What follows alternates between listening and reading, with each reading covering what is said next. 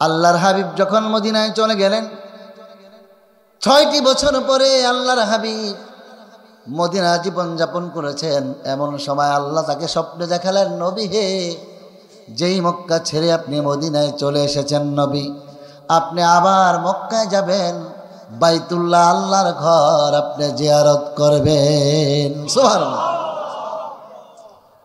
নবীদের ওহীটা হলো, নবীদের স্বপ্নটা হলো বাস্তব ওহীর সমতুল্য। সুবহানাল্লাহ বলেন। আর আমাদের স্বপ্ন হলো 40 ভাগের 1 ভাগ, 40 ভাগের। নবীদের স্বপ্ন এবং এটাই হচ্ছে বাস্তব ওহীর সমতুল্য। স্বপ্নে দেখলেন হজ করছে, ওমরা করছে, কুরবান করছে, আল্লাহ অর্ডার করেছেন আপনি মক্কায় যান। রাসূল তো মদিনায় চলে গেলেন, হিজরত করে যখন মদিনায় চলে গেলেন, আল্লাহ যখন এই স্বপ্নটা তাকে দেখালেন, তিনি বললেন, যাও আমার কাছের সাহাবা যারা আছো তোমরা টোটাল মদিনায় দাওয়াত দাও, কারা কারা আমার সাথে বাইতুল্লাহ জিয়ারত করার জন্য যেতে চায়। সুবহানাল্লাহ বলবেন না? আল্লাহর হাবিব বিশ্ব নবী যখনই বললেন সাহাবারা রে যাও টোটাল মদিনায় ছড়িয়ে দাও, কারা কারা আমার সাথে যেই মক্কা ছেড়ে মদিনায় চলে এসেছে, কারা কারা আবার সেই মক্কায় আল্লাহর ঘর জিয়ারত করতে যাওয়ার জন্য রাজি হয়, তাদেরকে বলো আমি রাসূলের হাতের উপর হাত রেখে বাইয়াত গ্রহণ করতে।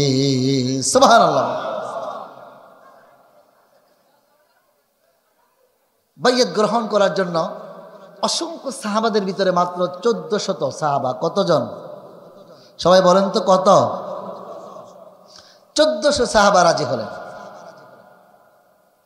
আল্লাহর হাবিব এভাবে হাত দিলেন, 1400 সাহাবা রাসূলের হাতের উপর হাত রাখলেন। কি রাখলেন? বলেন না, 1400 সাহাবা কি করলেন? হাতের উপর হাত রেখে বাইয়াত গ্রহণ করেছে। সুবহানাল্লাহ বলেন।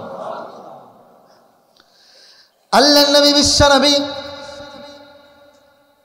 1400 সাহাবা এসে আল্লাহর হাবিবকে বললেন, নবী হে, আপনার হাতের উপর হাত রেখে বাইয়াত গ্রহণ করলাম।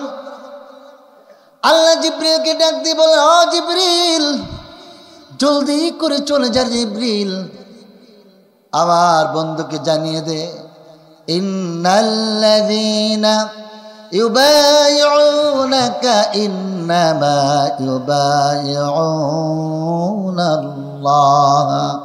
ইয়াদুল্লাহি ফাওকা আইদিহিম। জোরে বলুন আল্লাহু আকবার।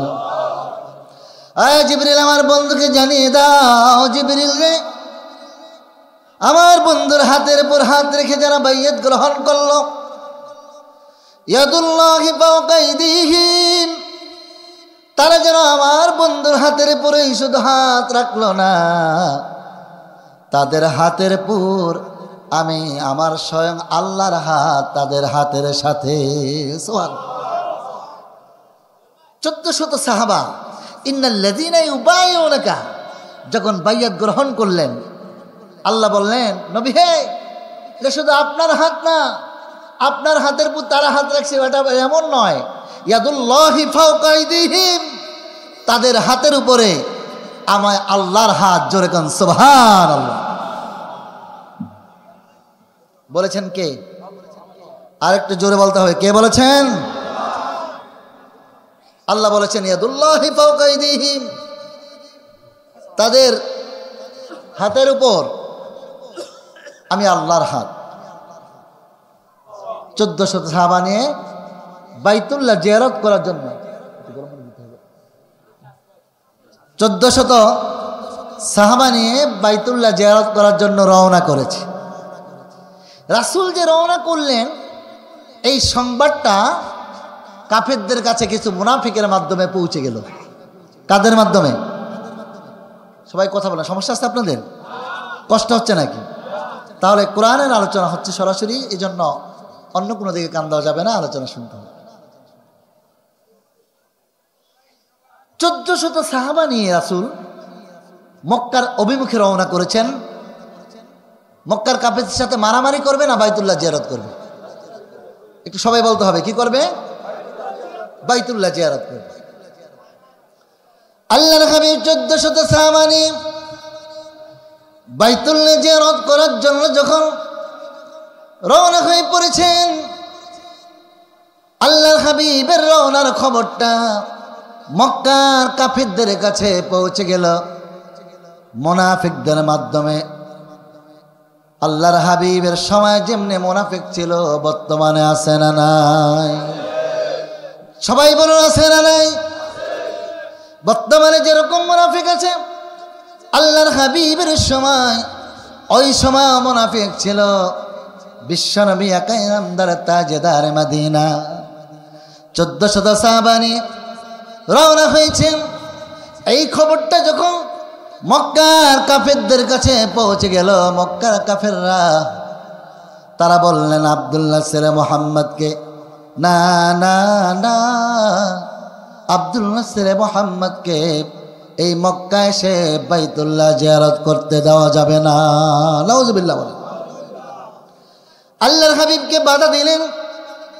নবী আমার এত বিচক্ষণ নবী, এত প্রজ্ঞাপয় নবী, যখনই বাধা পেলেন তিনি এই পথে বাধা পাওয়ার কারণে পথটাকে পরিবর্তন করে অন্য পথে বাইতুল্লাহ জিয়ারতের উদ্দেশ্যে রওনা হয়ে গেছেন। সুবহানাল্লাহ বলেন।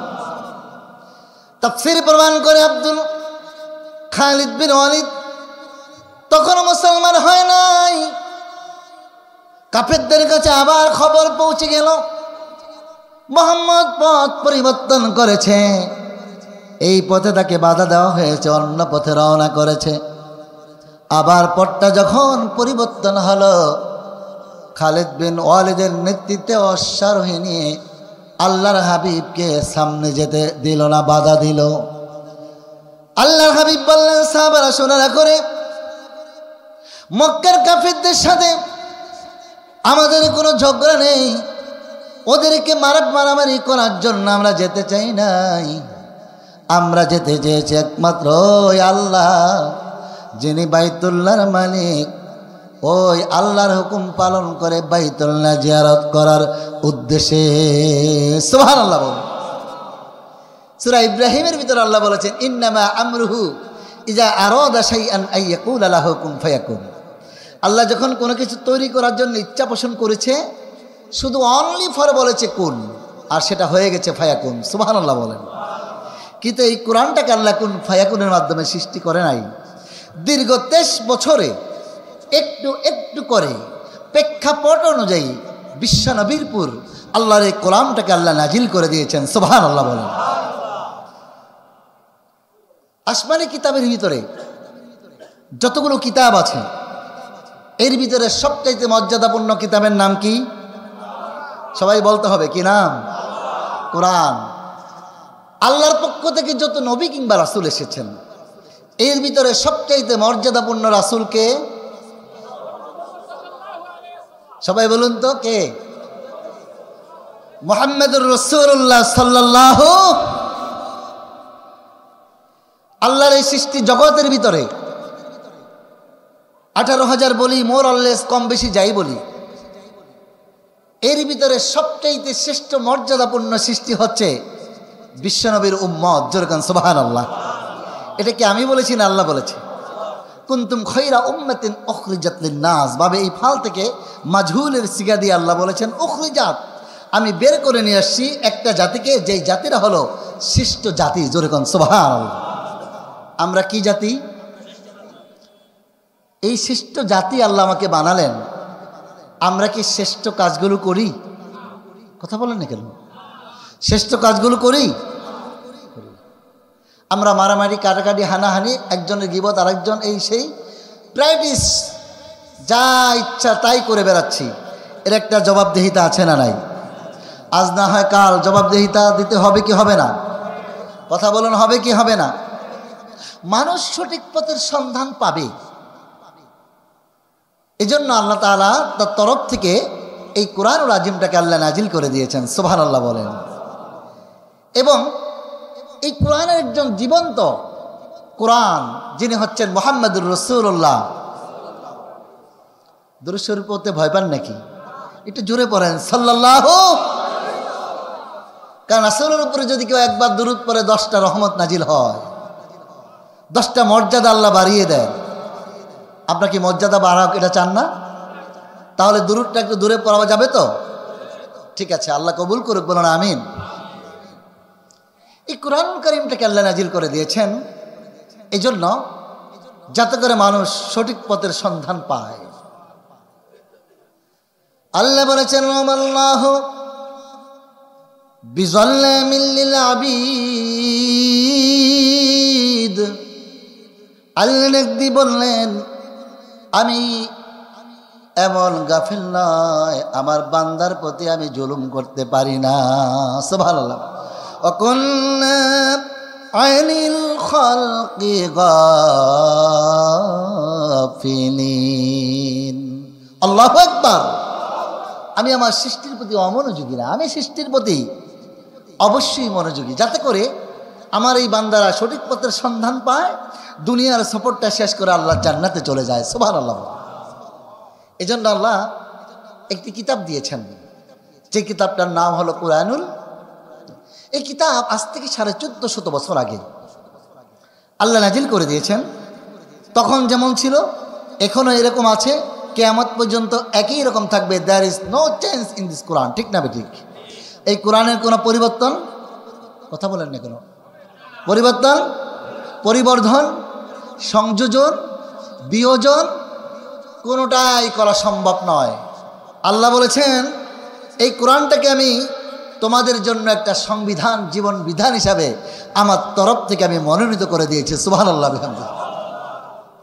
কোরআনকে যদি কেউ মানে, ব্যক্তিগতভাবে, সামাজিকভাবে, অর্থনৈতিকভাবে, রাষ্ট্রীয়ভাবে, যেই সেক্টরে আপনি কোরআন মেনে নিজের জীবনটাকে পরিচালনা করবেন, মনে রাখতে হবে ওই সেক্টরটাই সবচাইতে সফলতার উচ্চ শিখরে পৌঁছে গিয়ে আল্লাহর জান্নাতে চলে যাবে। জোরে সুবহানাল্লাহ বলেন।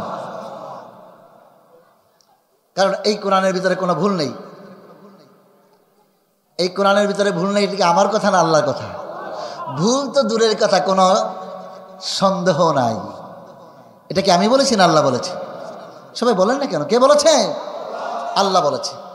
ভুল তো দূরের কথা, এই কোরআনের ভিতরে কোনো সামান্য পরিমাণ, জালিকাল কিতাবু লা রাইবা ফি, কিঞ্চিত পরিমাণ কোনো সন্দেহ চিন্তাই করা যায় না। অ্যানালাইজ করুন আপনি একটু, ইমাজিন, কল্পনা করুন, পৃথিবীর কোনো মানুষ যদি কোনো বই বা কিতাব লিখতে যায়, উপরে লেখে প্রিয় পাঠকবিন্দু আমার এই কিতাবটার ভিতরে যদি কোনো ভুল হয়, তাহলে আপনারা আমাদেরকে অবগত করলে নেক্সট সংস্কারে আমরা এই ভুলটাকে সংশোধন করার চেষ্টা করব। ঠিক না বেঠিক? কিন্তু আল্লাহ বলেছেন এমন একটা কিতাব তোমাদেরকে দিলাম, ভুল তো দূরের কথা, সন্দেহ নাই, কিয়ামত পর্যন্ত দুর্বীক্ষণ যন্ত্র দিয়ে হলো আমার এই কোরআনের একটা অক্ষর তো দূরের কথা, জের জবর পরিবর্তন করা পৃথিবীর কারো পক্ষে সম্ভব। বলেছেন কে? সবাই বলুন না, বলেছেন কে? এমন একটি কিতাব আল্লাহ আমাদেরকে দিয়েছেন, সেই কিতাব আমরা মানতে চাই। শব্দ করলেন না? সেই কিতাব মানতে চাই। সবাই বলুন তো, মানতে চাই। কারা কারা আল্লাহর জমিনে আল্লাহর এই কোরআনের হুকমত বাস্তবায়িত হোক, নিজের জীবনে বাস্তবায়িত হোক, সমাজে বাস্তবায়িত হোক, এটা কারা কারা চাই? আল্লাহকে হাত উঁচু করে দেখায়, হাত নামান। আল্লাহ মাকবুল করুক, বলুন আমিন। আরেকটু জোরে বলুন আমিন। আল্লাহ তাআলা কোরআন দিয়েছেন, এই কোরআনটা কি শুধু মরা মানুষের জন্য আল্লাহ দিয়েছেন?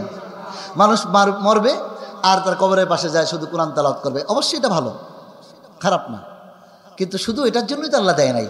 আল্লাহ কোরআনটাকে দিয়েছেন তোমার জীবন বিধান স্বরূপ। সুবহানাল্লাহ বলেন। আল্লাহ শুরুতেই কোরআনটাকে বললেন বিসমিল্লাহর বা। কি বলেছেন? বিসমিল্লাহর বা। শুরু করলেন বা দ্বারা আর শেষ করলেন সিন দ্বারা। ঠিক না ঠিক? কথা বলে না, ঠিক না ঠিক? বা এবং সিন দুটাকে একত্রে করলে হয় কি? বাস। আপনি ভাত খেতে বসেছেন, আপনাকে যথেষ্ট পরিমাণ তরি তরকারি দিয়েছে, এখন আপনার যখন আর প্রয়োজন নেই তখন আপনি কি বলবেন? বাস। ঠিক না ঠিক? মানি হলো আর প্রয়োজন নেই। আল্লাহ যেন বুঝাতে চাইলেন তামাম পৃথিবীর মানুষ ভালো করে বুঝে নাও, তোমাদের জীবন চলার জন্য যা কিছু প্রয়োজন, পরকালে নাজাতের জন্য যা কিছু প্রয়োজন, এই জীবনটাকে সফলতার দ্বারা প্রান্তে নেওয়ার জন্য যা কিছু প্রয়োজন, আল্লাহ এই বাস দ্বারা যেন বোঝাতে চাইলেন। তোমাদের সব শত্রুর সমাধান আল্লাহ এই কোরআনে দিয়েছেন, আর অন্য কিছু প্রয়োজন না। সুবহানাল্লাহ। এই কোরআনটাই এনাফ। কোরআনটা কি? এনাফ। সুতরাং এটাই যেন সব, অন্য কিছুর আর প্রয়োজন নেই। আল্লাহ রাব্বুল আলামিন এমন একটি কিতাব দিয়েছেন, এমন সিগনিফিকেন্স একটা কিতাব দিয়েছেন। কেমন সিগনিফিকেন্স? লক্ষ্য রাখুন, এই কোরআনটাকে আল্লাহ প্রথমে পাহাড়ের উপর নাজিল করতে চাইলেন। কোথায়? কথা বলে না, কোথায়? পাহাড়। এখনো পৃথিবীতে পাহাড় কাঁদে, আছে না নাই? পাহাড় থেকে পানি পড়ে, আছে না নেই? পাহাড় ঘুরে ঘুরে দেখছেন তো কেউ? পাহাড় থেকে পানি পড়ে। বিভিন্ন জেলায় আমি প্রোগ্রামে যখন যেতাম, পাহাড় যদি জানতাম ওই জেলায় আছে, তাহলে আমি নিজেই একটু ঘুরে দেখে আসতাম যে আল্লাহর সৃষ্টি, তাকিয়ে থাকতে মন চায়। আপনি যদি, আমি কক্সবাজার নিমতলিতে প্রোগ্রামে যেতাম, হিমসুরি পাহাড়, অনবরত পানি ঝরছে। কোথায় থেকে এই পানি আসলো? কেউ কেউ বলেছেন এই পাহাড়ের উপর যখন কোরআনটা নাজিল হয়, অপারগতা স্বীকার করার কারণে এই পাহাড়টা কিয়ামত পর্যন্ত কাঁদবে। যেরকম সুবহান। সেই কিতাবটা আল্লাহ মানুষের উপর নাজিল করেছেন, মুহাম্মাদুর সাল্লাল্লাহু আলাইহি ওয়াসাল্লাম। আল্লাহ নাজিল করে বললেন, বন্ধু হে, আপনার উপর আমি যে কোরআনটাকে নাজিল করে দিলাম, আপনি এই কোরআনের দাওয়াতটা এবার তামাম বিশ্ববাসীর কাছে পৌঁছে দেন। সুবহানাল্লাহ বলেন। তবে শুরু করবেন ওয়ানজির আশিরাতাকাল আকরাবিন, আপনার নিকট আত্মীয় লোকদের কাছ থেকে শুরু করুন। সুবহানাল্লাহ বলবেন না? সর্বপ্রথম কাদেরকে? আপনার ঘরের লোককে আপনি ইসলামের দাওয়াত দিবেন, ঠিক না ঠিক? এরপরে প্রতিবেশী, পাশের লোক, এরপরে সমাজের লোক, এরপরে দেশের লোক, আপনি কোরআনের দাওয়াত দিবেন। কিন্তু আল্লাহর হাবিব 40টা বছর পর্যন্ত তিনি ছিলেন তার এলাকায় সাদিকুল আমিন, সত্যবাদী, আমানতদার। কিন্তু 40টা বছর পরে আল্লাহ যখন তার উপর কোরআন নাজিল করলেন, এই কোরআনের দাওয়াত যখন রাসূল দেওয়া শুরু করে দিলেন, তখনই অটোমেটিকলি বন্ধু যারা ছিল তারা শত্রুতে। তার মানে কি প্রমাণ হয়? এই কোরআনের দাওয়াত যারাই ময়দানে দিবে, তাদের বন্ধু বাড়বে না শত্রু বাড়বে? বলে না সবাই? কি বাড়বে? শত্রু বাড়বে। তাই বলে কি কোরআনের দাওয়াত থেমে থাকা যাবে? এখনো বাংলার জমিন নয়, তামাম পৃথিবীতে একদল ইসলামিক কর্মী ভাইয়েরা আছে যারা নিঃস্বার্থভাবে ইসলামের দাওয়াত দেয়, কোরআনের দাওয়াত দেয়। আছে না না? কথা বলেন, আছে না নেই? মনে রাখতে হবে, এদের দাওয়াত যারা অ্যাকসেপ্ট করবে, দাওয়াত যারা গ্রহণ করবে, এদের দাওয়াতগুলোকে যারা নিজের জীবনে বাস্তবায়িত স্বরূপ পালন করার চেষ্টা করবে, এরা আল্লাহর হিজবুল্লাহর দলে, অর্থাৎ আল্লাহর দলভুক্ত হয়ে যাবে। জোরে সুবহানাল্লাহ। সম্মানিত সুধী, আর আমি লম্বা চূড়ায় কথা বলবো না, আপনাদের সামনে একটা আয়াত নিয়েছি। এবার আমি সরাসরি এই আয়াতের উপর চলে যাব আলোচনায়। আপনারা একটু ধৈর্য ধরতে পারবেন না ইনশাআল্লাহ? সবাই পারবেন? আমার সাথে পড়ো না, আউযু বিল্লাহি মিনাশ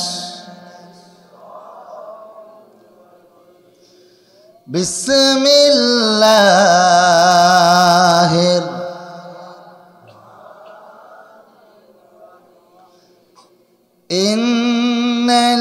ইন্নাল্লাযীনা ইউবাইউনাকা ইন্নামা ইউবাইউনাল্লাহ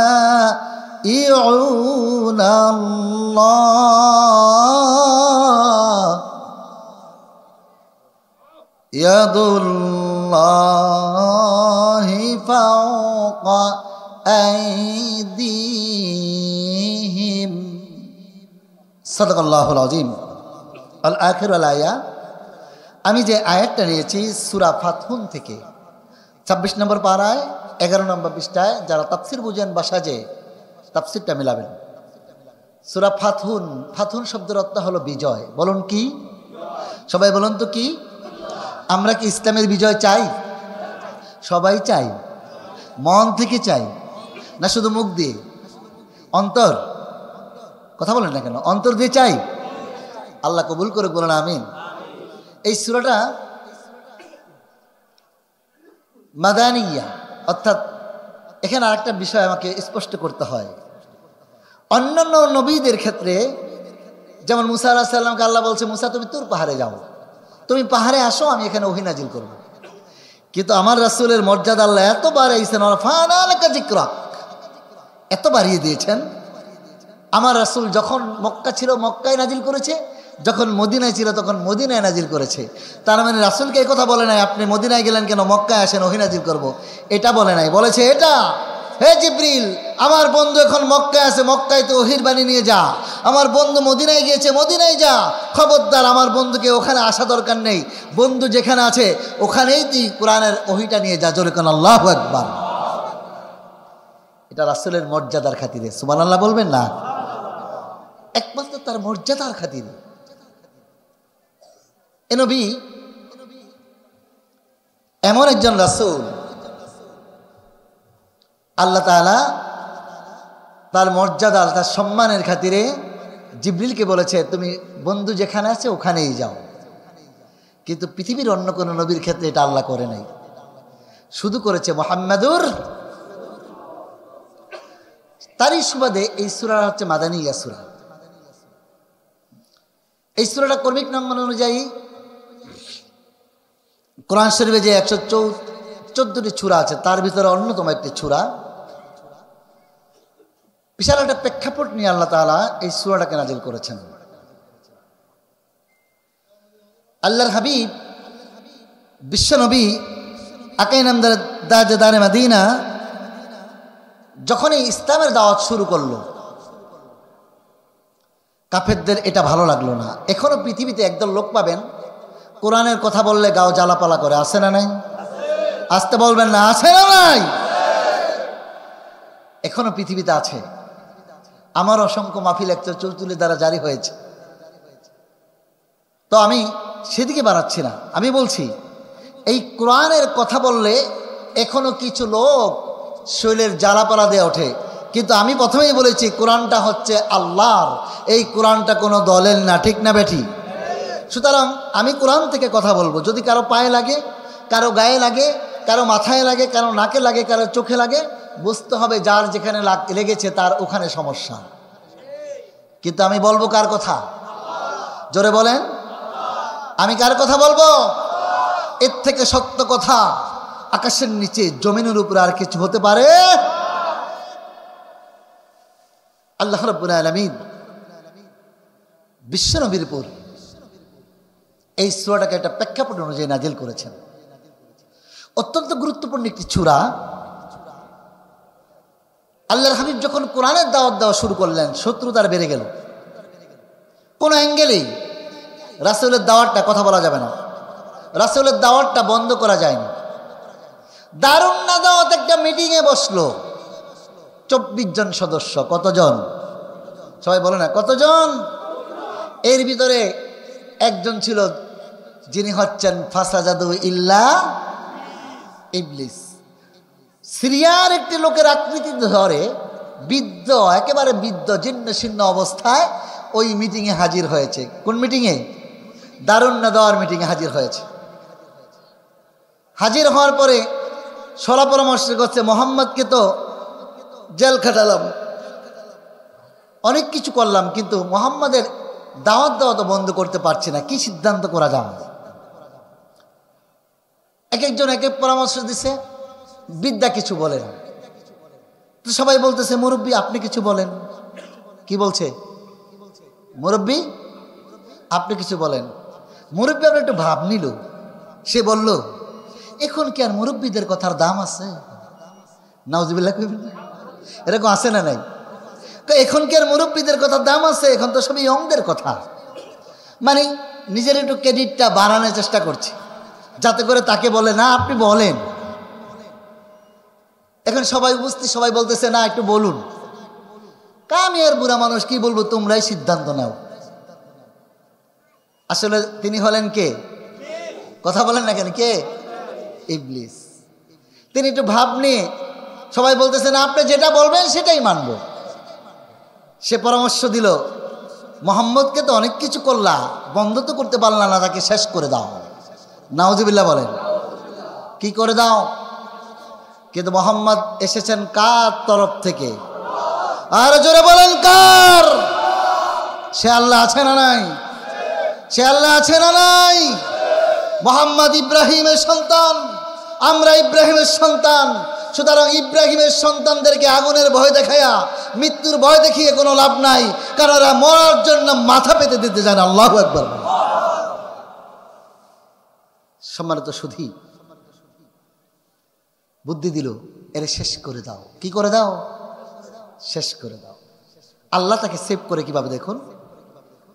এই দারুণ না তোমার মিটিংয়ে 24 জন সদস্যের ভিতরে একজন হলো ইবলিস। পরামর্শ দিল তাকে ফিনিশ করে দাও, কিন্তু বাঁচাবেন কে? আল্লাহ বললেন, বন্ধু হে, এখানের পরিবেশটা আপনার জন্য আর অনুকূল মনে হচ্ছে না বন্ধু। আপনি এই মক্কার জমিন ছেড়ে মদিনায় চলে যান। আল্লাহু আকবার বলেন। আল্লাহর হাবিব সিদ্ধান্ত নেওয়ার জন্য আল্লাহ যখন ওহী পাঠালেন, সিদ্ধান্ত নিলেন।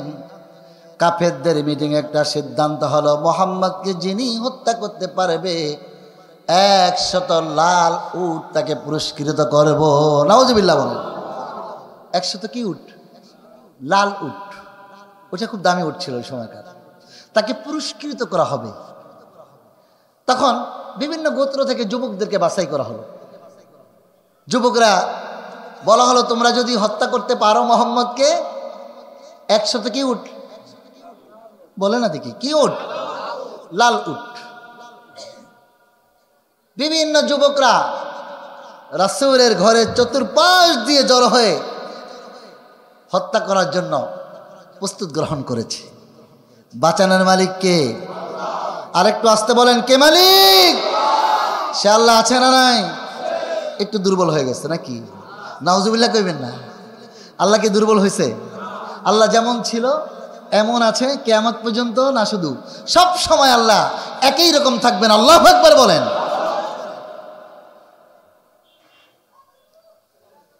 আল্লাহ রাব্বুল আলামিন বললেন, বন্ধু হে, এই পরিবেশটা আপনার জন্য আর অনুকূলে নয়। আপনি এই রাতের বেলা হিজরত করে মক্কা থেকে মদিনায় আপনি চলে যান। সুবহানাল্লাহ। হযরত আবু বকরকে আল্লাহর হাবিব আবু বকরকে নিয়ে রাত্রে বেলা বেরিয়ে গেলেন। 6ষ্ঠ হিজরির ঘটনা। আল্লাহ সূরা ফাতহুর ভিতরে বিষয়টা ক্লিয়ার করে দিয়েছেন। আল্লাহর হাবিব যখন মদিনায় চলে গেলেন, 6টি বছর পরে আল্লাহর হাবিব মদিনা জীবন যাপন করেছেন। এমন সময় আল্লাহ তাকে স্বপ্নে দেখালেন, নবী হে, যেই মক্কা ছেড়ে আপনি মদিনায় চলে এসেছেন নবী, আপনি আবার মক্কায় যাবেন, বাইতুল্লাহ আল্লাহর ঘর আপনি জিয়ারত করবেন। সুবহানাল্লাহ। নবীদের ওহীটা হলো, নবীদের স্বপ্নটা হলো বাস্তব ওহীর সমতুল্য। সুবহানাল্লাহ বলেন। আর আমাদের স্বপ্ন হলো 40 ভাগের 1 ভাগ। 40 ভাগের নবীদের স্বপ্ন, এবং এটাই হচ্ছে বাস্তব ওহীর সমতুল্য। স্বপ্নে দেখলেন হজ করছে, ওমরা করছে, কুরবান করছে, আল্লাহ অর্ডার করেছেন আপনি মক্কায় যান। রাসূল তো মদিনায় চলে গেলেন। হিজরত করে যখন মদিনায় চলে গেলেন, আল্লাহ যখন এই স্বপ্নটা তাকে দেখালেন, তিনি বললেন, যাও আমার কাছের সাহাবা যারা আছো, তোমরা টোটাল মদিনায় দাওয়াত দাও, কারা কারা আমার সাথে বাইতুল্লাহ জিয়ারত করার জন্য যেতে চায়। সুবহানাল্লাহ বলবেন না? আল্লাহর হাবিব বিশ্ব নবী যখনই বললেন, সাহাবারা রে যাও, টোটাল মদিনায় ছড়িয়ে দাও, কারা কারা আমার সাথে যেই মক্কা ছেড়ে মদিনায় চলে এসেছে, কারা কারা আবার সেই মক্কায় আল্লাহর ঘর জিয়ারত করতে যাওয়ার জন্য রাজি হয়, তাদেরকে বলো আমি রাসূলের হাতের উপর হাত রেখে বাইয়াত গ্রহণ করতে। সুবহানাল্লাহ। বাইয়াত গ্রহণ করার জন্য অসংখ্য সাহাবাদের ভিতরে মাত্র 1400 সাহাবা। কতজন? সবাই বলেন তো কত? 1400 সাহাবা রাজি হলেন। আল্লাহর হাবিব এভাবে হাত দিলেন, 1400 সাহাবা রাসূলের হাতের উপর হাত রাখলেন। কি রাখলেন? বলেন না, 1400 সাহাবা কি করলেন? হাতের উপর হাত রেখে বাইয়াত গ্রহণ করেছে। সুবহানাল্লাহ বলেন। আল্লাহর নবী বিশ্ব নবী 1400 সাহাবা এসে আল্লাহর হাবিবকে বললেন, নবী হে, আপনার হাতের উপর হাত রেখে বাইয়াত গ্রহণ করলাম। আল্লাহ জিবরিলকে ডাক দিয়ে বলে, ও জিবরিল, জলদি করে চলে যা জিবরিল, আমার বন্ধুকে জানিয়ে দে, ইন্নাল্লাযীনা ইউবাইউনাকা ইন্নামা ইউবাইউনাল্লাহ ইয়াদুল্লাহি ফাওকা আইদিহিম। জোরে বলুন আল্লাহু আকবার। আয় জিবরিল, আমার বন্ধুকে জানিয়ে দাও, জিবরিল রে, আমার বন্ধুর হাতের উপর হাত রেখে যারা বাইয়াত গ্রহণ করলো, ইয়াদুল্লাহি ফাওকা আইদিহিম, তারা যেন আমার বন্ধুর হাতের উপরে শুধু হাত রাখলো না, তাদের হাতের উপর আমি আমার স্বয়ং আল্লাহর হাত তাদের হাতের সাথে। সুবহানাল্লাহ।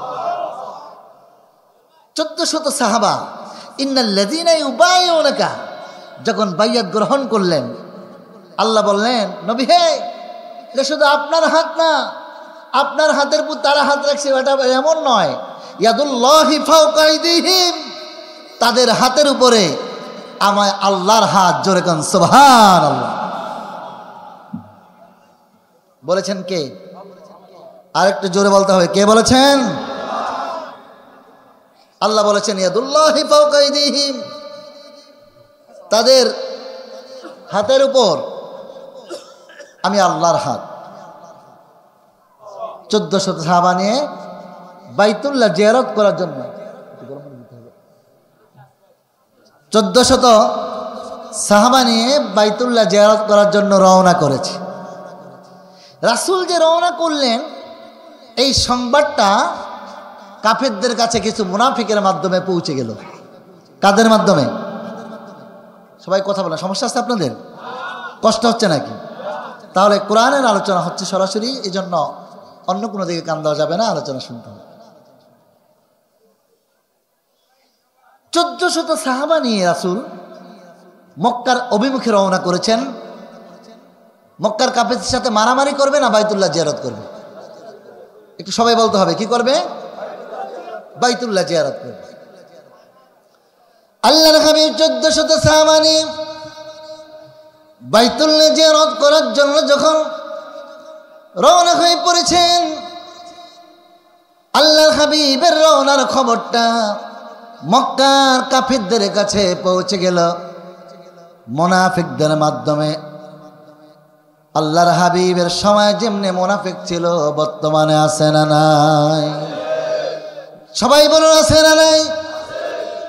বর্তমানে যেরকম মুনাফিক আছে, আল্লাহর হাবিবের সময় ওই সময় মুনাফিক ছিল। বিশ্বনবী একাই নামদার তাজদার মদিনা 1400 সাহাবা নিয়ে রওনা হয়েছেন। এই খবরটা যখন মক্কার কাফেরদের কাছে পৌঁছে গেল, মক্কার কাফেররা তারা বললেন আব্দুল্লাহ ছেলে মুহাম্মদকে, না না না, আব্দুল্লাহ ছেলে মুহাম্মদকে এই মক্কা এসে বাইতুল্লাহ জিয়ারত করতে দেওয়া যাবে না। নাউজুবিল্লাহ বলেন। আল্লাহর হাবিবকে বাধা দিলেন, নবী আমার এত বিচক্ষণ নবী, এত প্রজ্ঞাপয় নবী, যখনই বাধা পেলেন তিনি এই পথে বাধা পাওয়ার কারণে পথটাকে পরিবর্তন করে অন্য পথে বাইতুল্লাহ জিয়ারতের উদ্দেশ্যে রওনা হয়ে গেছেন। সুবহানাল্লাহ বলেন। তাফসীর প্রমাণ করে খালিদ বিন ওয়ালিদ তখন মুসলমান হয় নাই। কাফেরদের কাছে আবার খবর পৌঁছে গেল মুহাম্মদ পথ পরিবর্তন করেছে, এই পথে তাকে বাধা দেওয়া হয়েছে, অন্য পথে রওনা করেছে। আবার পথটা যখন পরিবর্তন হলো, খালিদ বিন ওয়ালিদের নেতৃত্বে অশ্বারোহী নিয়ে আল্লাহর হাবিবকে সামনে যেতে দিল না, বাধা দিল। আল্লাহর হাবিব বললেন, সাহাবারা শোনা করে, মক্কার কাফেরদের সাথে আমাদের কোনো ঝগড়া নেই, ওদেরকে মারামারি করার জন্য আমরা যেতে চাই নাই।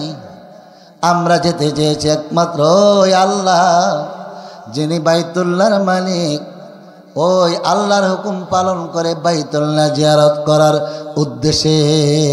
সুবহানাল্লাহ বলুন। ও সাহাবারা, সামনে যাওয়ার কোনো প্রয়োজন নেই, এখানেই তাবু গাড়ো। আল্লাহর হাবিবের কথা অনুযায়ী এখানেই তাবু গাড়া হলো। এই যে তাবুটা যে জায়গায় গাড়লেন, তাফসীরের ভাষায়, মুফাসসিরদের ভাষায় এই জায়গাটার নাম হলো হুদাইবিয়ার প্রান্তর। জোরে কোন সুবহানাল্লাহ।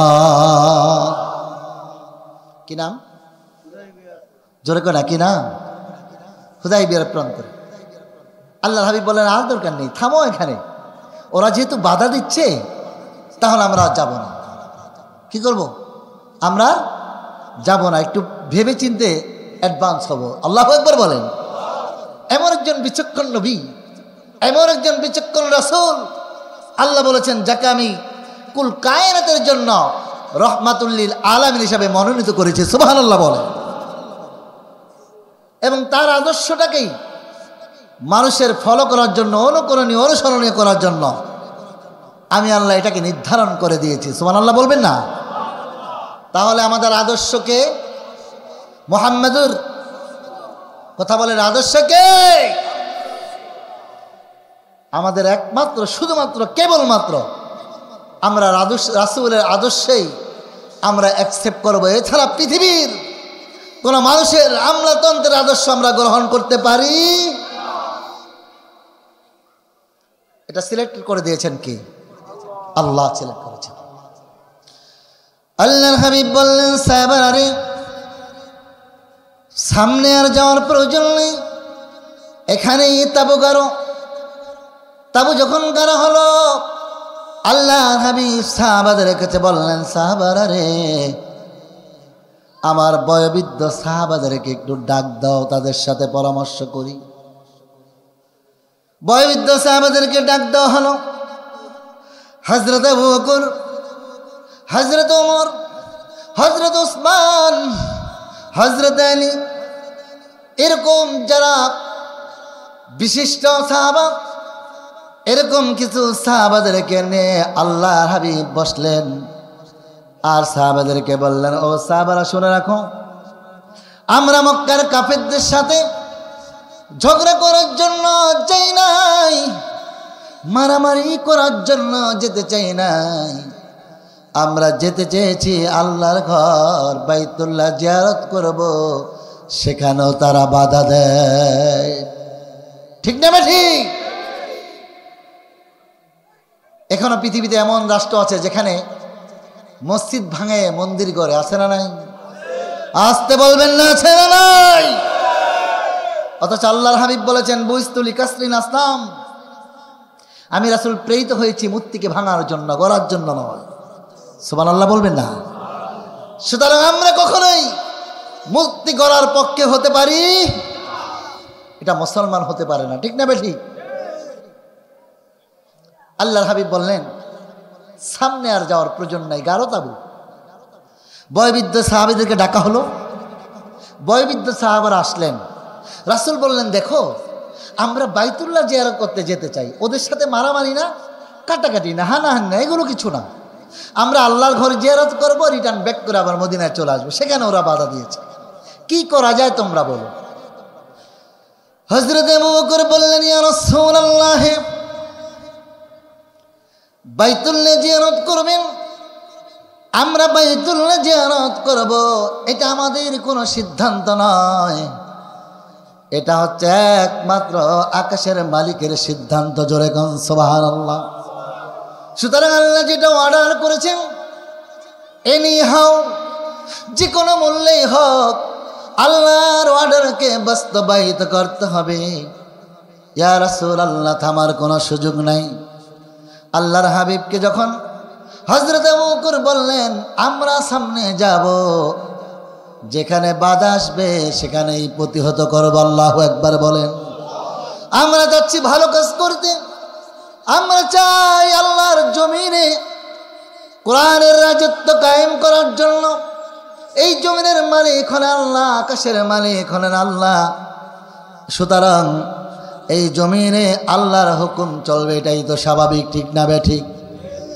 আমাদের কোন বাধা দিল, কি করা যায়? হযরত আবু বকর বললেন ইয়া রাসূলুল্লাহ, ওদের বাধা আমার নামে যাবে না, বাইতুল্লাহ জিয়ারত করার জন্য আমরা যাব, যেখানে বাধা দিবে সেখানে প্রতিহত করব। নবী আমার বিচক্ষণ নবী, আল্লাহর হাবিব বিচক্ষণ রাসূল, তিনি বললেন ও সাহাবারা তোমরা যা বলেছ শুনেছি, কিন্তু নবী সিদ্ধান্ত নিলেন না না না, প্রথমেই হাটলাইনে যাওয়ার প্রয়োজন নাই। ওমর কোথায়? ওমরকে ডাকো, আমার ওমরকে পাঠাও, সেই মক্কা কাফিরদের কাছে বলে আসো তোমাদের সাথে মারামারি করার জন্য আমরা মক্কা যেতে চাই নাই। তাদেরকে বলো আমাদের রাসূল মুহাম্মদ সাল্লাল্লাহু আলাইহি ওয়াসাল্লাম বাইতুল্লাহ জিয়ারত করবে, উমরা করবে, কুরবান করবে, আবার রিটার্ন ব্যাক করে মদিনায় চলে যাবে। আল্লাহু আকবার বলেন। সুতরাং আল্লাহর হাবিব বললেন সাহাবারা রে, ওমরকে ডাকো। তাফসীরে মাসা হযরত ওমর সামনে আসলেন, বললেন ওমর রে, আমি মুহাম্মাদের পক্ষ থেকে তোমাকে মক্কায় যাওয়া লাগবে, যাও আর তাদেরকে বলে দাও আমাদের নবী আল্লাহর ঘর বাইতুল্লাহ জিয়ারত করার জন্য আসতে চায়। হযরত ওমর বললেন ইয়া রাসূলুল্লাহ, আপনি অর্ডার করেছেন, আপনার অর্ডার আমাদের মাথা পেতে নিতে হবে, কিন্তু আপনি যদি পারমিট দেন, একটা কথা আপনার সামনে আমি বলতে চাই।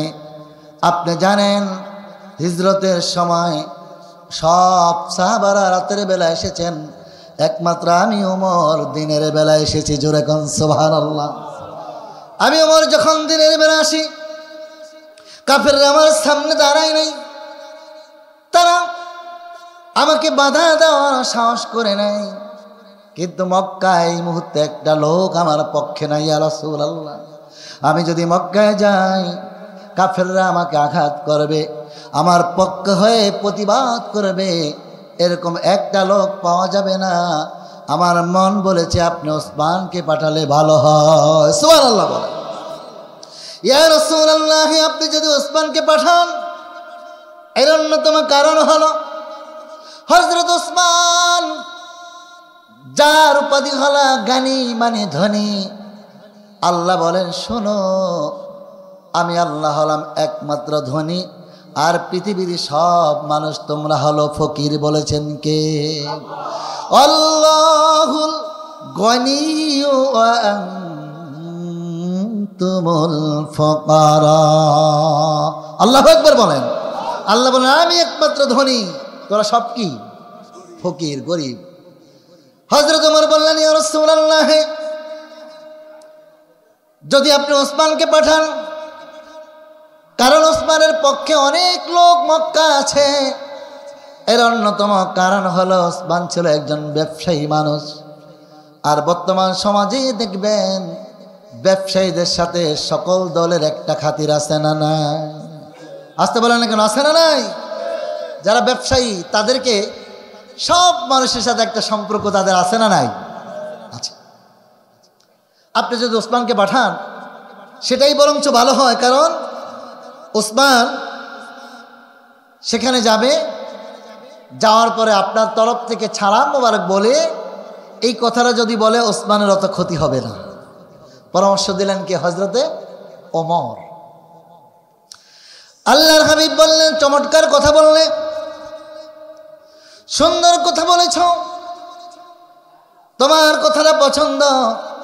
ওসমান কোথায়? আমার ওসমানকে ডাকো। ওসমান হাজির হয়ে গেলেন। আল্লাহর হাবিব বললেন, এবার ওসমান আমার তরফ থেকে তোমাকে মক্কায় যেতে হবে।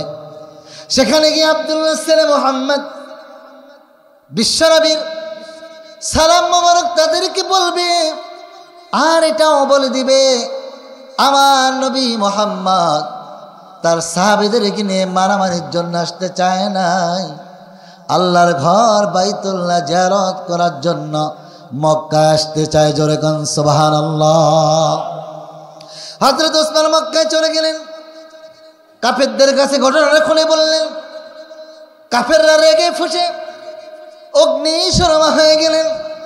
কাফেররা বললেন, ওসমান না না না, আব্দুল্লাহ ছেলে মুহাম্মদকে দিনের বেলায় এই মক্কা ছেড়ে যেতে দেই নাই। অসংখ্য সাহাবার ভিতরে মাত্র একজন সাহাবা নিয়ে রাতের বেলা পালিয়ে গিয়েছেন। আবার মুহাম্মদ আসতে চায়, কোনোদিন তাকে মক্কায় ঢুকতে দেওয়া হবে না। নাউজুবিল্লাহ বলেন। রাতের বেলা তিনি পালিয়ে গিয়েছেন।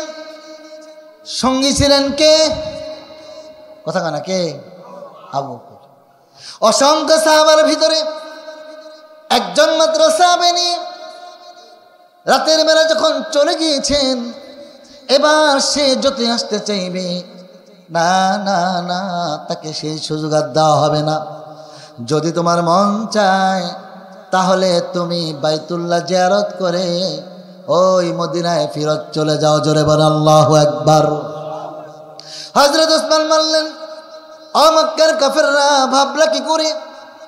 আমাদের নেতা, আমাদের নবী, আকায়ে নামদার তাজদার মদিনা, সরকার দো জাহাঁ, হযরত মুহাম্মদ মুস্তাফা হাম্মদ মুজতবা, জোরে কোন সাল্লাল্লাহু আলাইহি ওয়াসাল্লাম, তিনি আমাদের নেতা। তিনি যতক্ষণ পর্যন্ত বাইতুল্লাহ জিয়ারত না করবে, অতক্ষণ পর্যন্ত আমি ওসমান কোনোদিন আল্লাহর ঘর জিয়ারত করব না। আল্লাহু আকবার বলেন।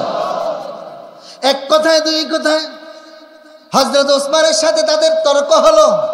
কি হলো? জোরে কোন না। রাসূলদের সাথে কাফিরদের সাথে জায়গা জমি নিয়ে কেন দ্বন্দ্ব ছিল? কিসের দ্বন্দ্ব? ইসলামের দাওয়াত যখন দিয়েছে তখন তারা শত্রু হয়ে গেছে। ওসমান বললেন, এটা হতে পারে না, রাসূলের আগে আমি জিয়ারত করবো, হয় না। এক কথায় দুই কথায় ওসমানের সাথে তর্ক বেজে গেল। কি বেজে গেল? ওসমানকে তারা গ্রেপ্তার করলো। কি করলো? সবাই বলে না, কি করলো? গ্রেপ্তার করলো। এই খবরটা ভিন্নভাবে রাসূলের কাছে এসে পৌঁছল। কষ্ট হচ্ছে আপনাদের? রাসূলের কাছে ভিন্নভাবে এসে পৌঁছার পরে আল্লাহর হাবিব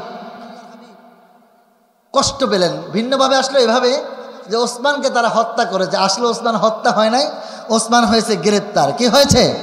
গ্রেপ্তার। আল্লাহর হাবিবের কাছে যখন খবর পৌঁছল ওসমানকে হত্যা করা হয়েছে, আল্লাহর হাবিব বললেন, ও সাহাবারা, আমার নিরীহ ওসমানকে ওরা হত্যা করেছে, এটা মেনে নেওয়া যায় না। আল্লাহর হাবিব হুদাইবিয়ার প্রান্তরে একটি গাছের নিচে উঁচু জায়গায় চলে গেলেন। আর সেখানে বললেন, সাহাবারা রে, হজ এখানে মুলতবি হোক। আল্লাহু আকবার বলেন। হজের মতো ইবাদত এখানে মুলতবি হোক। যতক্ষণ পর্যন্ত আমার ওসমান হত্যার প্রতিশোধ না নেব, অতক্ষণ পর্যন্ত আমরা ফেরত যাব। জোরে কোন ফেরত যাব। তাহলে যারা অন্যায় করে এদের ব্যাপারে কি সিদ্ধান্ত এসেছে দেখুন। অন্যায় যারা করেছেন তাদের প্রতিশোধ নেওয়ার আগ পর্যন্ত হজ করবে।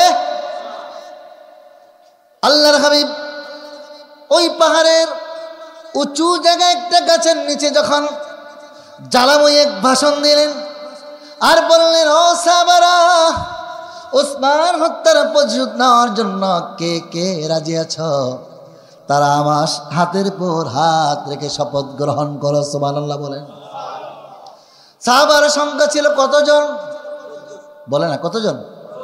এই 1400 সাহাবার ভিতরে 1399 জন সাহাবা আল্লাহর হাবিবের হাতের উপর হাত রেখে ওসমান হত্যার প্রতিশোধ নেওয়ার জন্য রাসূল যখন হাতটা বের করে দিলেন, 1399 জন সাহাবা আল্লাহর রাসূলের হাতের উপর হাত রাখলেন।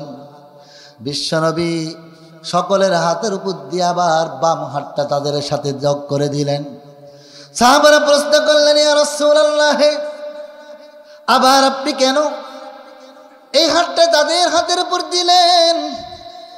এবার আল্লাহর হাবিব বললেন, ও সাহাবারা, এই যে সত্যের পথে একটা যেই শপথ নিয়েছে, সত্যকে প্রতিষ্ঠিত করার জন্য যেই শপথ নিয়েছে, এই শপথের ফজিলত থেকে আমার ওসমান যেন বঞ্চিত হয়ে না যায়, এজন্য আমি আবার মোহাম্মদ আমার বাম হাতটা ওসমানের তরফ থেকে তাদের উপরে দিয়ে দিলাম। সুবহানাল্লাহ। এমন সময় যখন হাতের উপরে হাত রাখলেন, আল্লাহ জিবরিল ডাক দিয়ে বলল, জিবরিল জলদি করে চলে যা রে জিবরিল, লাকাদ রাদিয়াল্লাহু আনিল মুমিনিনা ইয ইউবাইউনাকা তাহতা শাজার। জোরে কোন আল্লাহু আকবার। আল্লাহ ডাক দিয়ে বলে, জিবরিল জলদি করে চলে যাও রে জিবরিল, আমার বন্ধুকে জানিয়ে দাও উসমান হত্যার প্রতিশোধ নেওয়ার জন্য যারা শপথ গ্রহণ করেছে, লাকাদ রাদিয়াল্লাহ, আমি আল্লাহ তাদের উপর রাজি খুশি হয়ে গিয়েছি। সুবহানাল্লাহ। লাকাদ রাদিয়াল্লাহু আনিল মুমিনিন ইয ইউবাইউনাকা তাহতা শাজার। এই যে শাজার, যেই গাছটার নাম এসেছে তাফসীরে ভাষায় গাছটার নাম হলো বাবলা গাছ। বলেন কি গাছ? সবাই বলেন কি গাছ?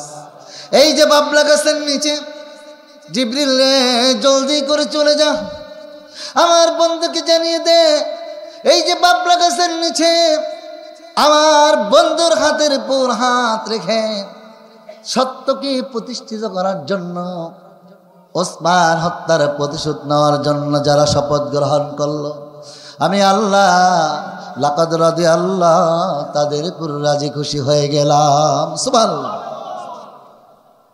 রাজি খুশি হয়েছে কে? আরো জোরে বলতে হবে কে? শপথ গ্রহণ করা শেষ হয়ে গেল।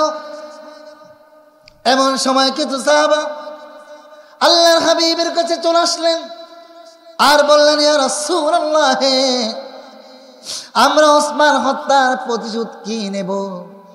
আমরা যেখানে তাবু গেড়েছি, হুদাইবিয়ার প্রান্তরে যেই তাবু গাড়লাম, এখানে যেই কুয়ার পানিটা আমরা ব্যবহার করতাম, গোসল করতাম, পান করতাম, ব্যবহার করতাম, ইয়া রাসূলুল্লাহ, এই পানিটা তো শুকিয়ে গেছে, তাদের হত্যার প্রতিশোধ কে নিব? মনে হয় পানির অভাবেই আমরা মারা যাব। জোরে কর নাউজুবিল্লাহ। আল্লাহর হাবিব বললেন, ও সাহাবারা, না না না, এটা হতে পারে না, হতে পারে না, হতে পারে না। মুমিনরা কোনোদিন পানির অভাবে মারা যাবে, কারণ আল্লাহ বলেছেন, ওয়াকানা হাক্কান আলাইনা নাসরুল মুমিনিন। জোরে বলুন আল্লাহু আকবার।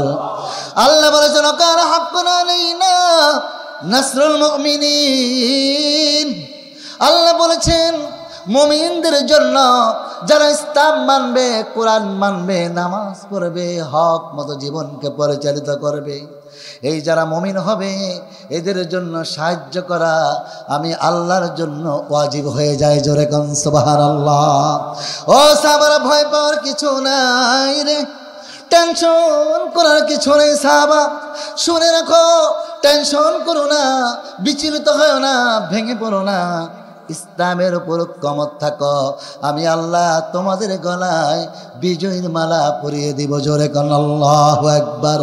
ওয়ালা তাহিনু ওয়ালা তাহজানু ওয়া আনতুমুল আ'লাউনা ইন কুনতুম মুমিনিন। আল্লাহু আকবার বলেন। কে বলেছে? এটা আসতে কেন? কে বলেছে? সাহাবারা এসে বললেন, ইয়া রাসূলুল্লাহ, ওসমান হত্যার প্রতিশোধ কি নিব? যে পানি আমরা ব্যবহার করি এটা তো শুকিয়ে গেছে, এই পানি শূন্যতার কারণে তো আমরা মারা যাব। আল্লাহ রাসূল বলেন, না, এটা হতে পারে না, কারণ আমরা মুমিন। এই মুমিনদেরকে সাহায্য করবেন কে? আরেকটু জোরে বলেন, কে?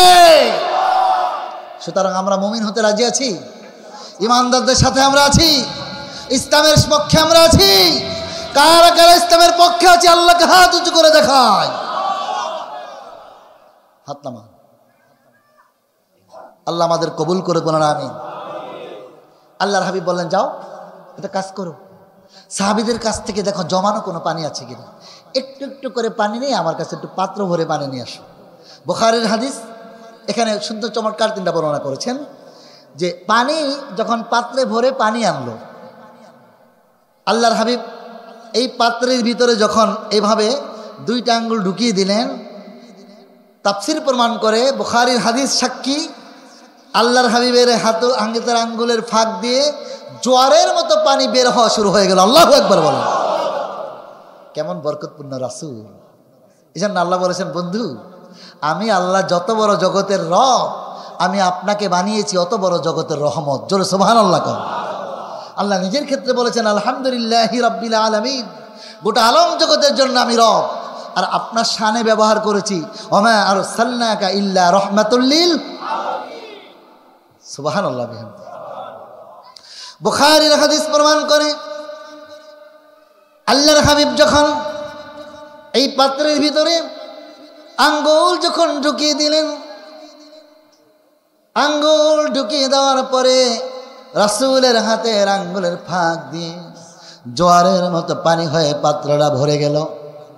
আল্লাহর হাবিব ওযু করলেন, অবশিষ্ট পানিটা সাহাবীদের ডাক দিয়ে বললেন, সাহাবারা রে, এই পানিটা নিয়ে যাও, যেই কুয়া শুকিয়ে গেছে, যেই কুয়ার পানিটা শেষ হয়ে গেছে, ওই কুয়ার ভিতরে এই পানিটা তুমি ঢেলে দাও। জোরে কোন সুবহানাল্লাহ।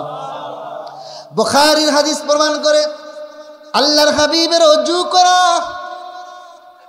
পবিত্রতা অর্জন করার পরে পাত্রের ভিতরে যেই পানিটা রয়েছে, ওই পানিটা যখন কুয়ার ভিতরে ঢেকে দিল, পুরা কুয়াটা জোয়ারের মতো ভরে চতুর্পাশ দিয়ে উপসে পড়া শুরু করে দিয়েছে।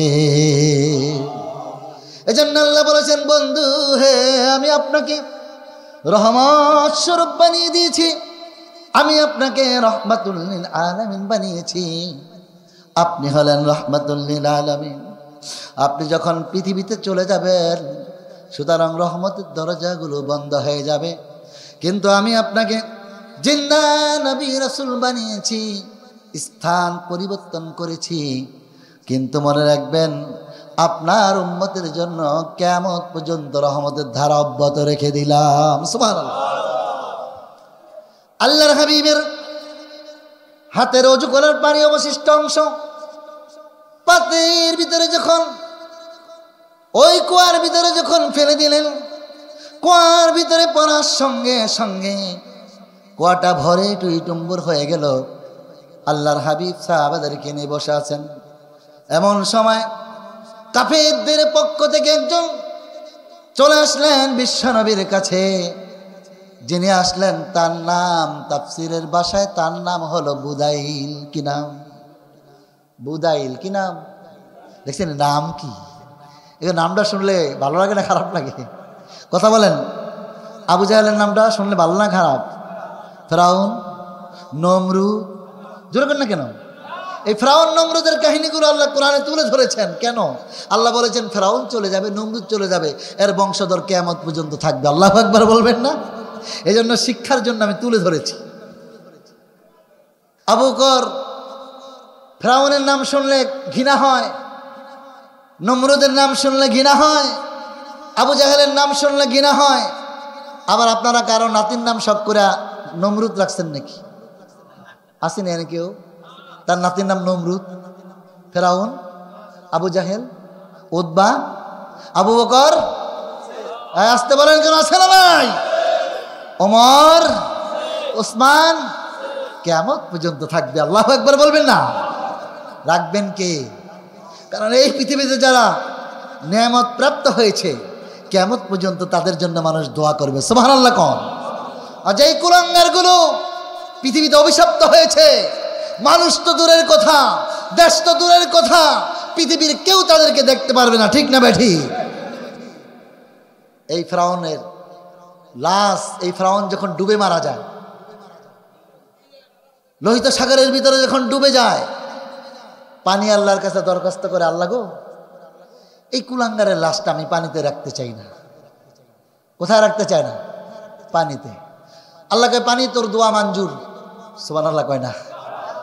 ফালিয়াউমা নুনাজ্জিকা বিবাদানিকা লিতাকুনা লিমান খালফাকা আয়া ওয়া ইন্না কাসীরাম মিনান নাসি আন আয়াতিনা লাগাফিলুন। জোরে বলুন আল্লাহু আকবার। পানি আল্লাহর কাছে দরখাস্ত করে বলে, আল্লাহ গো, এই কুলাঙ্গারের লাশ আমি পানিতে রাখতে চাই না। আল্লাহ বলেন, পানি তোর দোয়া মাকবুল, যা যা যা, এই ফেরাউনটাকে সমুদ্রের তীরে নিক্ষেপ করে ফেলে দে। আল্লাহু আকবার বলবেন না? পানি কার হুকুম চলে? পৃথিবীর সব বিজ্ঞানগুলো একত্র করে যদি কয় বঙ্গোপসাগরে একটা জোয়ার দে, পারবো? এই কথা বলেন না কেন? পারবে নাকি? পারবে না। এবার মাটিতে যখন করলো, মাটিকে আল্লাহ, এই কুলাঙ্গারের লাশটা আমি গ্রহণ করতে চাই। আল্লাহ কয়, তোর দোয়া মাকবুল। সুবহানাল্লাহ কোন? নুনাজ্জিকা বিবাদানিকা লিতাকুনা লিমান খালফাকা আয়া। সেখানে মাটিও গ্রহণ করলো না, পানিও গ্রহণ করলো না। আল্লাহ কয়, রাখ, ওর লাশটা আমি কিয়ামত পর্যন্ত হেফাজত করব। কি জন্য? ওর কিছু নাতিপুতি চাওলা চাওলা আছে, এরা কিয়ামত পর্যন্ত পৃথিবীতে আসবে, ওরা যেন শিক্ষা গ্রহণ করতে পারে। এই জন্য এখনো এই ফেরাউনের লাশ মিশরের কাউরে জাদুঘরে আছে না না? কথা বলেন, আছে না নাই? এখান থেকে শিক্ষণিক বয়সে আছে না না? আল্লাহর হাবিবের কাছে আসলো, নাম কি? বুদাইল। চমৎকার, কি নাম? বুদাইল। এসে বললো, মোহাম্মদ চলে যাও। নাউজুবিল্লাহ কোন? মোহাম্মদ কি তোমাকে মক্কায় ঢুকতে দেওয়া? অথচ এই মক্কা এখন কাদের কবজায়? মুসলমানদের। সুবহানাল্লাহ বলবেন না? এই মক্কা এখন কাদের কবজায়? কিয়ামত পর্যন্ত আল্লাহ এই মক্কাকে মুসলমানদের কবজায় রেখে দিবেন। যে কি মক্কায় তুমি মুসলমান, যেই মক্কায় তুমি বিশ্বনবীকে ঢুকতে দাও নাই, সেই মক্কাটা মুসলমানদেরকে আল্লাহ কিয়ামত পর্যন্ত রাখবে। দাজ্জাল আর কাজ্জাব সেখানে ঢুকতে পারবে না। দাজ্জাল আসবে, 14 জন ফেরেশতা তরোয়াল নিয়ে দাঁড়িয়ে থাকবে, দাজ্জালকে দৌড় শুরু করবে, দাজ্জাল উল্টায় দৌড় দিবে। আল্লাহু আকবার বলেন। লম্বা ঘটনা, আমি সেদিকে যাচ্ছি না। আল্লাহর হাবিব বললেন, বুদাইল এসে বললেন, আব্দুল্লাহ সালে মুহাম্মদ, কি জন্য এসেছো? চলে যাও, তোমাকে মক্কায় ঢুকতে দেওয়া হবে না। আল্লাহর হাবিব বললেন, বুদাইল রে, এই মক্কা মাই মাদারল্যান্ড, মক্কা আমার হোমল্যান্ড, মক্কা আমার জন্মভূমি, মাতৃভূমি রে বুদাইল। এই মক্কা আমি বড় হয়েছি, এই মক্কায় আমি বড় হয়েছি, এই মক্কা আমি যেতে চাই। তোমাদের সাথে মারামারি করতে নয়, কাটাকাটি করতে নয়। আমি যাব আকাশের মালিকের ঘর বাইতুল্লাহ জিয়ারত করে রিটার্ন করে চলে আসবো। আল্লাহু আকবার বলেন। সেখানেও তোমরা বাধা দিলা। ভালো কাজে বাধা দেয়, এটা মুমিনের লক্ষণ না বেঈমানের লক্ষণ? জোরে কম। ভালো কাজে বাধা দেওয়া কোনোদিন মুমিনের লক্ষণ হতে পারে? হতে পারে? যারা 144 ধারা জারি করেছে তাদের বৈশিষ্ট্য মুমিনের হতে পারে? ও মুসলমান শুনে রাখুন, আল্লাহর হাবিবকে বুদাইল বললেন, চলে যাও, চলে যাও, তোমাকে ঢুকতে দেওয়া হবে না। নবী আমার দু চোখ দিয়ে গড় গড় করে পানি পড়ছে আর বলছে, বুদাইল রে, এই মক্কা আমার মাতৃভূমি, মক্কা আমার জন্মভূমি, এই মক্কা আমি বড় হয়েছি, আর আমাকে সেখানে ঢুকতে দিবা না। জেনে রাখো বুদাইল, এমন একটা সময় আসবে এই মক্কাটা আল্লাহ মুসলমানদের নিয়ন্ত্রণে রেখে দিবে। সুবহানাল্লাহ। বুদাইল চলে গেল। মক্কার কাফেররা বললেন, বুদাইল খবর কি? বুদাইল বললেন, মুহাম্মদকে ঠেট দিয়েছি। হুজুর ঘরে ঠেট দেওয়া সহজ না কঠিন? এই কথা কন্যা, কঠিন না সহজ? দোষ যদি নাও থাকে মামলা হইতে দেরি করে, আছে না নাই? আসতে বলেন কেন, আছে না নাই? কিন্তু কি করবেন? আলেম ওলামাদেরকে হত্যা করবেন না? আলেম ওলামারা ওই পারে চলে গেলে আল্লাহ কয় রাসূল বলে ইয়াদখুলুল জান্নাতা মিনহুম ৭০ আলফাম বিগাইরি হিসাব। ৭০,০০০ আলেমকে আমি বিনা হিসাবে আল্লাহ জান্নাত দিয়ে দিব। জোরে সুবহানাল্লাহ। সুতরাং আলেম ওলামারা সেই ভয়টা পায় না, কারণ তারা জানে মৃত্যু একদিন হবেই। সেই মৃত্যুটা যদি ইসলামের পক্ষে হয় তাহলেই তো ধন্য জীবন। ঠিক না বেঠিক? কথা বলেন ঠিক না বেঠিক? আর যদি কুত্তা বিলাইতে কামড়ায় মারে সেটা ধন্য জীবন হতে পারে? বুদাইল চলে গেল। জিজ্ঞেস করলো, বুদাইলের কি অবস্থা দেখলি মোহাম্মদের? তাড়াতাড়ি চলে যাচ্ছে আমি। কি অবস্থা দেখলি মোহাম্মদের? হ্যাঁ, মোহাম্মদের ঠেট দিচ্ছি, ঢুকতে না পারে। তাহলে তোমার যাওয়া দরকার নেই, একটা কাজ করো, এবার ওরওয়া, একটু বয়স্ক মানুষ, ওরওয়ারে পাঠাই। এবার যাকে পাঠালো তার নাম কি? সবাই বলে না কি নাম? ওরওয়া। কি নাম? ওরওয়া। এই নামটা খুব মিষ্টি লাগে না তিতা লাগে? কথা কয় না? ভালো না খারাপ? খারাপ। এবার বুদাইল চলে গেলেন। দ্বিতীয় নাম্বার ব্যক্তি যিনি আসলেন তার নাম হলো ওরওয়া। ওরওয়া এসে বললেন, ও মুহাম্মদ, কি জন্য এসেছো? চলে যাও। মুহাম্মদ রে, তোমাকে তো বাইতুল্লাহ জিয়ারত করতে সুযোগ দেওয়া হবে না। ও মুহাম্মদ, চলে যাও। আল্লাহর হাবিব ওরওয়ার কাছে একই কথা বললেন, ওরওয়া রে, এই মক্কা আমার জন্মভূমি, এই মক্কা আমার মাতৃভূমি, এই মক্কা আমি বড় হয়েছি। তোমাদের পাওয়ার আছে, ক্ষমতা আছে, এজন্য আমাকে আজকে ঢুকতে দাও না। জেনে রাখো, এই মক্কার মালিক হচ্ছেন আল্লাহ, আর আমি হচ্ছে আল্লাহর রাসূল। এই মক্কা আমি ঢুকবো, পৃথিবীর কেউ থামাতে পারবে না। সুবহানাল্লাহ। ওরওয়া রাসূলের সাথে কথা বলে চলে গেলেন। যাওয়ার পরে কাফেররা আসলেন, ঘিরে ধরলেন। ঘিরে ধরার পরে তাকে জিজ্ঞেস করলেন, ওরওয়া কোন অবস্থায় মোহাম্মদকে দেখলি? ওরওয়া বললেন, আমি ফিলিস্তিন গিয়েছি, লিবিয়া গিয়েছি, সিরিয়া গিয়েছি, পৃথিবীর অনেক রাষ্ট্র ঘুরেছি, দেখেছি কোন রাষ্ট্রপ্রধানের এতটা খেদমত তার প্রজারা করে না, খাদেমরা করে না, যেটা মোহাম্মদের খাদেমরা, তার সাহাবারা এত বেশি খেদমত করে, এত বেশি ভালোবাসে। আমার মন বলেছে ওই মোহাম্মদকে মদিনা মক্কায় ঢুকতে দেওয়া উচিত। সুবহানাল্লাহ। কাফেররা বললেন, বুঝতে পারছে ওরওয়া, তুই মোহাম্মদের পানি পড়া খাইছস। নাউজুবিল্লাহ। যখন এই মোহাম্মদের কথা বলছে তার ঢুকতে দেওয়া উচিত, কাফেররা কে বুঝছি পানি পড়া মনে হয়। কথা কন না? কি পড়া? ওই তো হুজুরকে কথা কয়, মনে হয় পানি পড়া। আছে না নাই? জোরে কোন আছে না নাই? আছে। হুজুরা কথা বললেই দোষ। এখন ওরও আর ধরছে, বুঝছি তুই মোহাম্মদের লাগে মনে হয় স্বজন প্রীতি করে আইসস, কাজ হইতো না, তুই বাদ। এবার তৃতীয় নাম্বার একজন ব্যক্তি পাঠাবে, তার নাম হলো সুহাইল। কি নাম বলেন তো? কি নাম? কয়জন ব্যক্তির নাম বলেছি? তাফসীর খুলে দেখবেন, এই তিনজন ব্যক্তির নাম মুফাসসির কেরাম বর্ণনা করেছেন। বললেন তৃতীয় নাম্বার যিনি আসলেন তার নাম হলো সুহাইল। সুহাইল এসে বললেন, মুহাম্মদ, ইতিপূর্বে তো শুনলাম তোমার সাথে একটা সন্ধি করতে আসছি। কি সন্ধি? তোমার সাথে একটা চুক্তি হয়ে যাক, যে চুক্তিটা পৃথিবীর ইতিহাসের নাম হলো হুদাইবিয়ার সন্ধি। জোরে কোন সুবহানাল্লাহ। সন্ধি হবে, ঠিক আছে। আল্লাহ জিবরিলকে পাঠায় বললেন, জিবরিল যাওয়ার বন্ধুরে কও, ওরা যেই সন্ধি করতে চায় ওটাই রাজি, ওই সন্ধির মাধ্যমে আমি ইসলামের বিজয় দিব। সুবহানাল্লাহ বলবেন না? মক্কার বিজয় দিয়ে দিব। সুহাইল এসে বললেন, চুক্তি লেখা হবে। আল্লাহর হাবিব বললেন, আমি রাজি। সুবহানাল্লাহ কয় না? আমি কি রাজি? আল্লাহর হাবিব বললেন, আমি রাজি। যা তুমি লিখতে চাও বলো। কয় তাহলে লেখা শুরু করো। আল্লাহর হাবিব বললেন, সাহাবারা রে, চুক্তি লেখার জন্য আমার আলীকে ডাকো। সুবহানাল্লাহ কোন? আমি তো উম্মি নবী, লিখতে তো জানি না। আমার আলীকে ডাকো, আলী লেখক, জোরে কোন আল্লাহু আকবার। হযরত আলী হাজির হয়ে গেলেন, শুরুতেই লিখলেন বিসমিল্লাহির রহমানির রহিম। সুবহানাল্লাহ বলবেন না? মুসলমানের সব কাজ, ভালো কাজ শুরু হবে কি দ্বারা? সবাই বলতে হবে কি দ্বারা? বিসমিল্লাহ শুরু করলে বরকত দেওয়ার মালিক কে? জোরে বলেন না কে?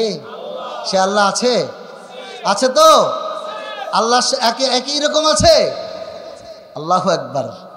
আল্লাহ সব দেখে কি দেখে না? পারে কি পারে না? পারে কি পারে না? পাও থেকে মাথা পর্যন্ত সাজালো। আল্লাহ যদি বলে না তোর এটা হবে না, তুই থাকতে পারবি না, তাহলে আল্লাহর সিদ্ধান্তই চূড়ান্ত সিদ্ধান্ত। আল্লাহু আকবার বল। সুতরাং এটা এনাদার কোনো সিদ্ধান্ত না, একমাত্র আকাশের সিদ্ধান্ত। সুবহানাল্লাহ কন্যা। শুরুতে আলী রাখলেন বিসমিল্লাহির রাহমানির রাহিম।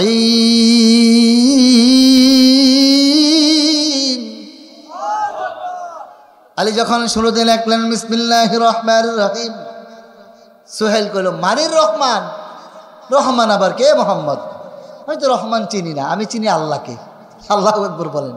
ওরা মোহাম্মদ, ওরা রহমানকে চেনে না, ওরা আল্লাহকে চেনে। কাফিরদের অবস্থা তো এমনই, ওরা আল্লাহকে চিনে, রহমানকে চিনে না। দেখুন আল্লাহর হাবিব বলতেছেন তাহলে বলো তুমি কি লিখবো? কয় লেখো বিসমিকাল্লাহুম্মা। সুবহানাল্লাহ কর। বিসমিকাল্লাহুম্মা বলো, এটাই লেখো। তিনি এটাই লেখা শুরু করলেন। শুরুতে লিখলেন বিসমিকাল্লাহুম্মা। আপনারা আজ থেকে বেশ কয়েক বছর আগে আমরা দেখতাম বিভিন্ন, যখন মোবাইল এত বেশি প্রচলন ছিল না, তখন মানুষ যোগাযোগ করতো চিঠির মাধ্যমে, ঠিক না? চিঠির ইনভেলপে দুটো অপশন থাকে, একটা থেকে টু আর একটা থেকে ফ্রম। ব্যাপারটা এরকম তো, একজনের কাছ থেকে আরেকজন, প্রাপক আর প্রেরক, ব্যাপারটা তাই না? হযরত আলী লিখতে শুরু করলেন কার থেকে কার লগে চুক্তি। মিন মুহাম্মাদুর, সুবহানাল্লাহ কেন, মিন মুহাম্মাদুর রাসূলুল্লাহ। হযরত আলী লিখলেন মিন মুহাম্মাদুর রাসূলুল্লাহ। এটা যখন লেখা হলো, এবার সুহাইল বললেন না না না, রাসূলুল্লাহ শব্দটা লেখা যাবে না, আল্লাহর নামের সাথে তুমি তোমার নামটা থাকবে, এটা মানবো না। তুমি যদি রাসূলুল্লাহ লেখো তাহলে তোমার সাথে কোনো চুক্তি হবে না। ওখানে লিখলেন বিসমিকাল্লাহুম্মা। এবার যখন লিখলেন মিন মুহাম্মাদুর রাসূলুল্লাহ, এটা যখন লেখা হলো, সুহাইল ভেটো দিয়ে বললেন না না না, এটা মেনে নেওয়া যায় না, এটা হতে পারে না। আল্লাহর হাবিব বললেন সুহাইল তুমি বলো কি লিখবো? লেখো মুহাম্মদ ইবনে আব্দুল্লাহ, আব্দুল্লাহ ছেলে মুহাম্মদ। জোরে কান সুবহানাল্লাহ। এবার যখন লেখা হলো, আল্লাহর হাবিব বলছেন ও সুহাইল, আল্লাহে তাল্লাহি বিল্লাহে, আল্লাহর কসম, আমি আব্দুল্লাহ ছেলে যেমন সত্য, আমি আল্লাহর রাসূল এটাও তার এরকম সত্য। সুবহানাল্লাহ। সুহাইল বললেন না না, এটা হতে পারে না, মানি না। তাহলে কি লিখবো? লেখার অপশনটা দিয়ে দিলেন, লেখা মুহাম্মদ ইবনে আব্দুল্লাহ, এটা লেখো, ওটা লেখা মানি না। আল্লাহর হাবিব রাসূলুল্লাহ শব্দটা লেখার কারণে সুহাইল ভেটো দিয়ে ফেললেন। আল্লাহর হাবিব বললেন রে ওয়ালি, কোন জায়গায় রাসূলুল্লাহ কথাটা লিখেছ? এটা কেটে দাও রে আলী, কেটে দাও। এতক্ষণ পর্যন্ত আলী চুপ ছিলেন। এবার আলী বললেন ইয়া রাসূলুল্লাহ, আমি একদিকে আপনার চাচাতো ভাই, আর একদিকে আপনার মেয়ের জামাই। সুবহানাল্লাহ কইবেন না? ইয়া রাসূলুল্লাহ, আমি আলী একদিকে আপনার চাচাতো ভাই, আর একদিকে আপনার মেয়ের জামাই। ইয়া রাসূলুল্লাহ, আমি আলীকে আপনি যতদিন পর্যন্ত যা অর্ডার করেছেন একটা অর্ডার আমি আলী কোনোদিন অমান্য করি নাই। আল্লাহু আকবার বলেন। ইয়া রাসূলুল্লাহ, আজ আপনি যে অর্ডার করেছেন আল্লাহর নামের সাথে আপনার নামটা থাকতে পারবে না, কেটে দেওয়ার জন্য বললেন। ইয়া রাসূলুল্লাহ, আপনি শুনে রাখুন, জীবন থাকতে কোনোদিন আমি আলী আল্লাহর নামের থেকে আপনার নামটা আলাদা করতে পারবো না। সুবহানাল্লাহ। আল্লাহর হাবিব বললেন, আলী রে আলী, কেটে দাও, কেটে দাও, কেটে দাও। কোথায় তুমি রেখেছ রাসূলুল্লাহ? শব্দটা কেটে দাও। আলী বললেন, আমার পক্ষে সম্ভব নয়। আলীও কাঁদছে, রাসূলও কাঁদছেন, দু চোখের পানি পড়ছেন। এমন সময় আলী বললেন, আল্লাহর হাবিব বলেন, আলী রে আমাকে দেখাও, আমি নিজ হাতে কেটে দেই। হযরত আলী দেখিয়ে দিলেন। আল্লাহর হাবিব নিজ হাতে যখন রাসূলুল্লাহ শব্দটা কেটে দিলেন, এতক্ষণ পর্যন্ত আল্লাহ সহ্য করেছেন, এতক্ষণ পর্যন্ত আল্লাহ সবটা দেখেছেন, মেনে নিয়েছেন। এবার আল্লাহ বললেন, ও পৃথিবীর নাদান গোষ্ঠী শুনে রাখ, পৃথিবীর কোনো চুক্তি না হয় 50 বছর, না হয় 100 বছর হয়। এই 100 বছর বা 99 বছরের যেই চুক্তির কাগজ, এই কাগজের ভিতরে আমি আল্লাহর নামের সাথে আমার বন্ধুর নামটা, সেটা তোরা মানতে পারলি না, এটা কেটে দেওয়ার জন্য বললি। কিন্তু আজকে তোদের তামাম পৃথিবীর মানুষকে জানিয়ে দেই, আমি আল্লাহ আমার বন্ধুর নামটা আমার নামের সাথে এমন একটা জায়গায় সেট করব, কিয়ামত পর্যন্ত পৃথিবীর কোনো মানুষ কাটার ক্ষমতা রাখবে না। সুবহানাল্লাহ বলেন। আল্লাহ সাথে সাথে জিবরিলকে পাঠিয়ে বললেন, জিবরিল জলদি করে চলে যাও আর আমার বন্ধুকে বলে দাও, মুহাম্মাদুর রাসূলুল্লাহ ওয়াল্লাযীনা মাআহু আশিদ্দাউ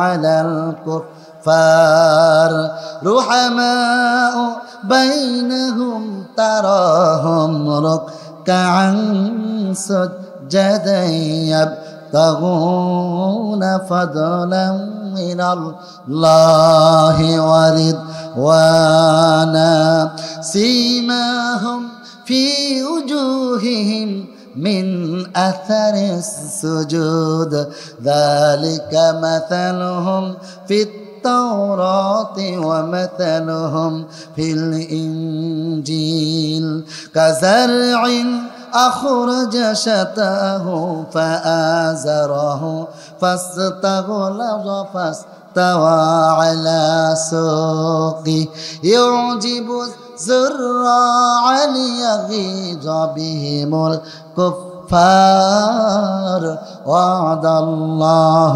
الذين آمنوا وعملوا الصالحات منهم مغفرة وأجرا عظيما الله أكبر محمد رسول الله আল্লাহর হাবিবের পুর আল্লাহ একসাথে রাসূল যখন সেই মদিনা থেকে রিটার্ন ব্যাক করে ফিরে আসলেন দাজনান নামক কুরাউল গামিম এই জায়গাটা আসার পরে আল্লাহ এই সূরা পাথরটাকে একসাথে বিশ্ব নবীর উপর নাজিল করে দিয়েছেন। জোরে কোন সুবহানাল্লাহ। আল্লাহ বলেছেন, ইন্না ফাতাহনা লাকা ফাতহাম মুবিনা, মনে রাখো আমি তোমাদেরকে বিজয় দান করব। আমরা বিজয় পেতে রাজি আছি? সবাই রাজি আছি তো? কারা কারা ইসলামের বিজয় দেখতে চায় আল্লাহকে হাত উঁচু করে দেখায়।